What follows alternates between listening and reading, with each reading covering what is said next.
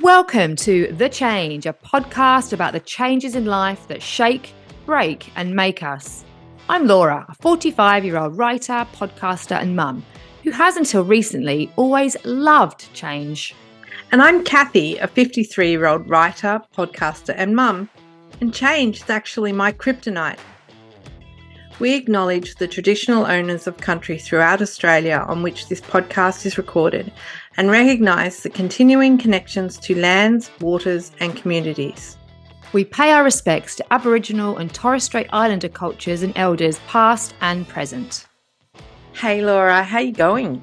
I'm really well, Cathy. How are you? Really good, and I'm so excited we're here I chatting know. about Season 3. Can you believe that? I'm very excited. We've already had many good chats and I'm just excited to see your face on screen and get going. I know, and we really do have some incredible chats for everybody coming this Once season. Again.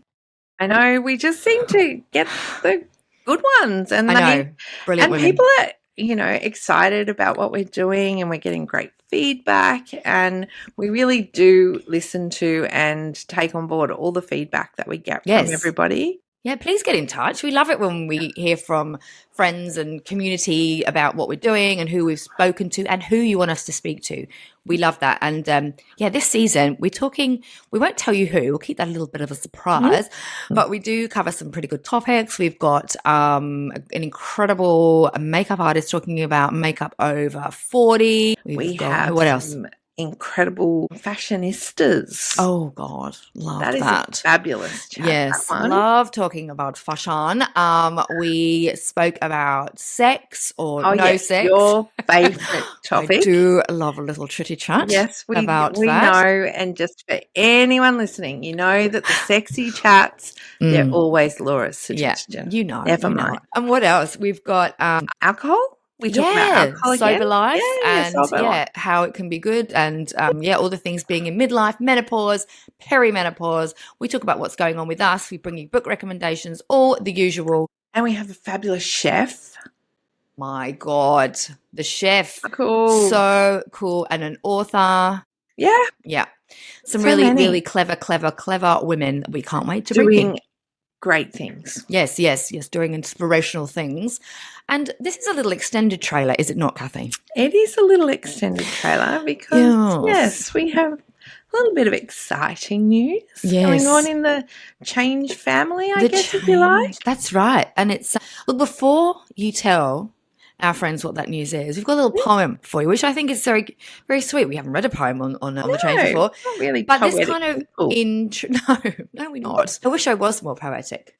But this is a poem by Karen Fraser, and it's a poem, a mother and son poem, which may give you some hints about where we're going. But it's very poignant. Cathy said, "Can I read it?" because she might tear up. So that's some more clues there. But it's only a few stanzas, so I'll get into it. Okay. I knew you before you were born. You were that foot poking me in the ribs, but it was okay because I couldn't wait to meet you. I've held you close since the moment of your birth, sometimes if only to keep you from climbing grandma's prized dresser. But it was okay because holding you is the most beautiful thing I've ever done. I've played with you since you were a little boy, sometimes just to keep you busy so you didn't get into stuff. But it was okay because those moments are some of my most precious memories. I've watched from the wings since you were a teen. You usually wanted me nearby, but not close enough to be embarrassing. But it was okay, because watching you find yourself filled me with joy. I've kept my counsel since you became a man, knowing my opinion doesn't and shouldn't hold the sway it once did. But it's okay, because seeing you become your own person has made me so proud. Aww. It's beautiful, isn't it? And it's lovely. And as a mother of a son who's currently teenage, not yet a man, I'm feeling all the feels of those moments of letting go and the phases in the past. And you are moving into that otherhood stage that you've been in for some time. Yeah, that talk about it. And where you do move from that participant parent to that sideline parent, using that sporting analogy. But my news, it's super exciting and it's really lovely news. My dear boy proposed to his lovely girlfriend, and we are so excited as a family, even though I'm full of tears. But that's just me. Yeah, it's big news. And it's not because I'm sad. I am so excited and so happy for them, and to see the joy that they bring in each other. And yeah, she's just a beautiful girl. Yeah, so it's kind of a really lovely time in our lives. That I haven't seen them since he proposed. They're away and they're on their little love bubble, and so we're seeing lots of pictures. And we spoke when he proposed, and I knew we had an inkling that it was coming because we had a little chat to Talitha, who is a dear friend of mine, and she actually made their ring, which is just so special. And we have a little snippet from that chat, which we could not release when we recorded our episode with Talitha because it was secret news. Here is that little extra bit of the interview. You have recently created a beautiful ring for someone incredibly important to me, my son. Yeah. It must be so special to be involved in those moments of joy. Zach and Carly came to me. They were just so absolutely gorgeous. They'd already tried on some rings and had a fair idea of what they wanted. But because of our link together, Zach came to me and called me, which I really appreciated. And they came in for a meeting and they were just so gorgeous and so happy. And it really is such a privilege to sit before a couple at the very exciting time of their life and, you know, create something for them and be part of that process that they will remember forever. She's going to wear that ring on her finger forever. Yeah. And so I kind of think about it as, you know, when I was in journalism, I was selling tragedy and you know, death and all sorts of awful things. This is just, people are coming to see me at the best time of their lives. I'm selling happiness and joy. So it's really, I just love looking after people and building that relationship with people because there's a lot of trust involved as well. So they're asking you a lot of questions and you're asking them a lot of questions and you get to know people really well during the process. So yeah, it was really gorgeous. And Zach and Carly were just so gorgeous. Aww. Yeah, we're very, very lucky to have an incredible daughter-in-law coming into our lives and our beautiful son. And I was so pleased when he told me that he was going to reach out to you because I'd said to them a long time ago, you know, please reach out to Talitha. I'm sure she will look after you. And yeah, so I was a little bit chuffed when they told me that they were reaching out to you. So yeah, it was great. So very excited about that. Yeah, we were very much waiting for it and very happy as a family for Zach and Carly and their future together. But yeah, it certainly brings up all those feels, and I kind of don't actually feel like I'm old enough to have a daughter-in-law, can I just say? Oh, and become a mother-in-law. That's just another level. Yeah, you'll be the coolest mother-in-law. Hopefully. You will. And yeah, I mean, you've got first of all, we've got the wedding. That's very exciting. And all the lead up. That happens, however that looks. Yeah. Whatever they want. That's right. That's it. But it's, as you say, it's happy. It's great news, beautiful news. But I think it's so funny, isn't it? Because I still feel like I'm that age group in a way where I'm the daughter. But it must be strange for you being that little bit further along to go, oh, wait, no, hang on. I'm the mother. Like, it's so weird.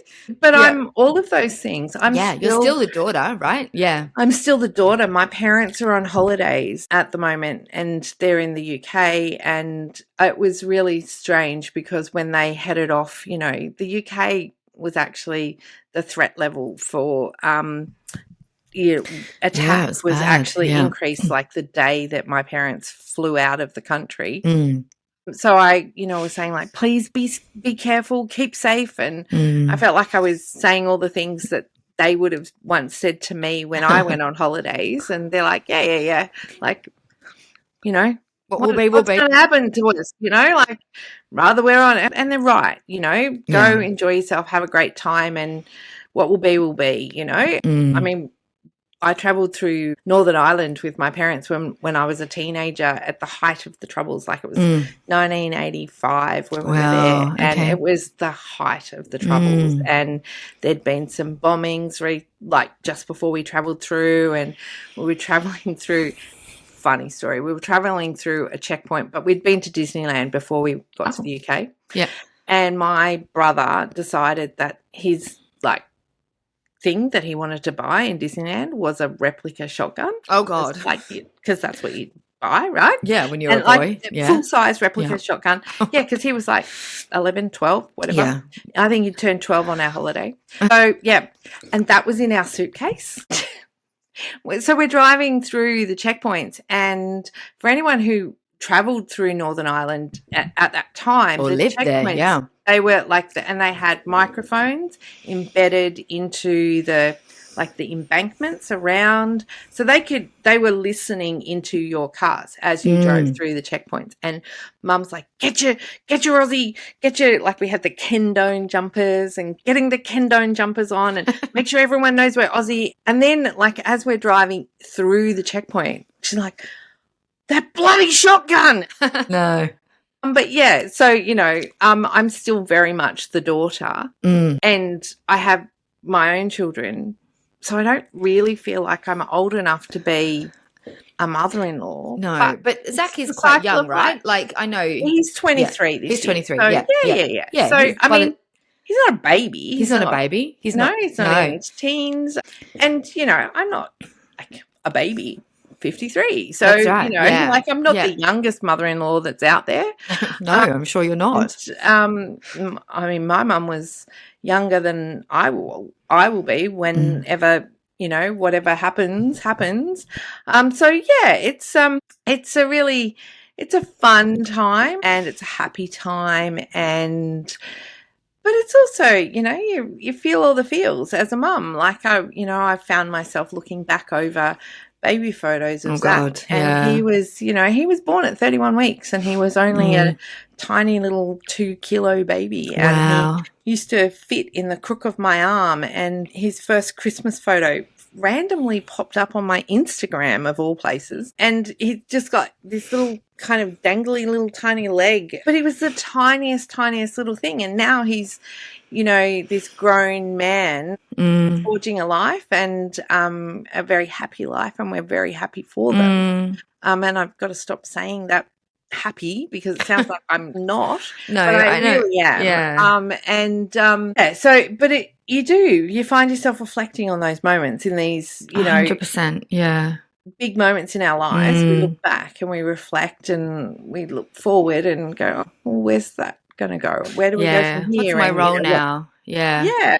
And I think that's life, right? As you said, you're a mum to a teen, and you've got a big gap between the boys, and you've got one where you're still right in it. I think it's probably book week, so book week prep, all those things, and then teenager. Mum, can you walk 10 paces behind me? Because 100%, it's so you're embarrassing. Cool. You're so embarrassing. You're embarrassing. You can come to my football match, but you can't speak, and you have to stand away from everybody else, and don't come near me. If I come to you, that's okay, but don't approach me. And there's all the new rules around all the things as we grow with our children, and we grow with our children too, right? Totally. And you remember it from in the reverse. And I think that's the thing about being a mum or a parent, is that it's such a different relationship when you're the mum or the parent to when you're the child. You are, as a kid, you're pretty selfish, right? And that's absolutely as it should be. It's totally normal. You love your mum and dad, but you're all about, you and where you're going to next. Sometimes they're annoying. Sometimes they're annoying. Yeah, for sure. Yeah.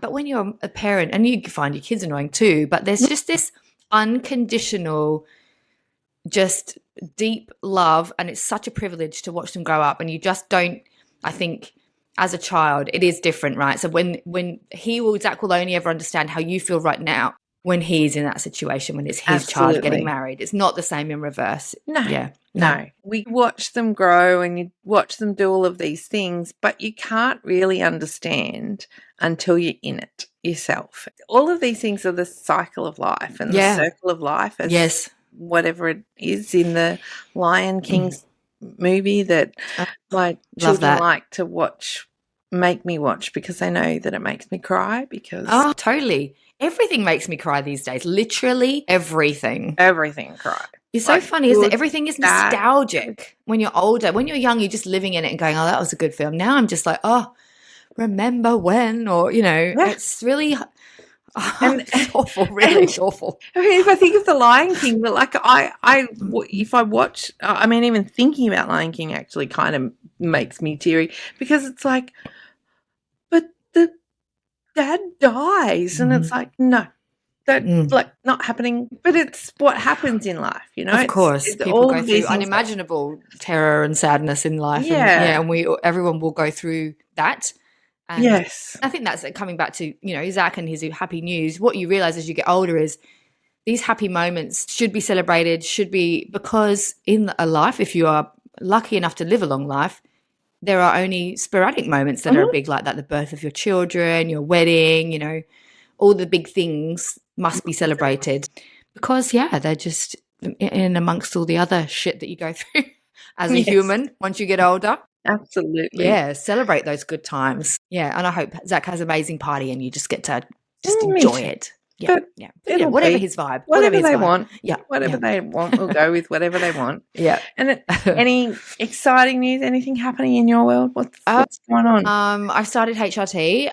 And I've been talking about that on my socials a bit, so I won't go on here. But yeah, it's only early days. I'm coming up for 3 weeks today, actually. How are you feeling? Any better? Worse? The first week I felt really good, and then the second couple of weeks I have been struck down by this, whatever this is. So I don't want to go by my current state, which is slightly feral and tired, because I think that's the virus and not my hormones. But yeah, I felt really good the first week. I thought, oh my God, this is how other people must feel. I don't know if that was just a fluke. Let's see. Wait and see. And we will say that we have pre-recorded a lot of our episodes because you're having a bit of a holiday that's coming up. That's exciting. Yeah, holiday's coming up. That's very cool. Going back to the UK to see my family and friends. So yeah, I'm pumped for a bit of time. Yeah. Time away. I booked a holiday too yesterday. Where are you going? I'm going on a little cruise with my hubby.